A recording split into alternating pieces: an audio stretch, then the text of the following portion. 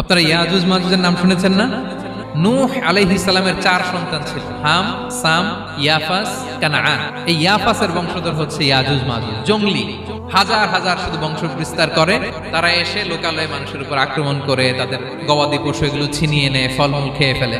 তো জুলকারনাইন বাদশার কাছে যখন বিচার দেওয়া হলো, উনি বললেন ঠিক আছে, তোমাদের ট্যাক্স দেয়া লাগবে না, তোমরা শারীরিক পরিশ্রম করে আমাকে সাহায্য করো। তো উনি বর্তমানে হচ্ছে এক পাশে কৃষ্ণ সাগর, ব্ল্যাক সি, আরেকদিকে কাস্পিয়ান হ্রদ বা কাস্পিয়ান সাগর, এর মাঝখানে 1200 কিলোমিটার লম্বা মাউন্টেন রেঞ্জ, পাহাড়ি এরিয়া।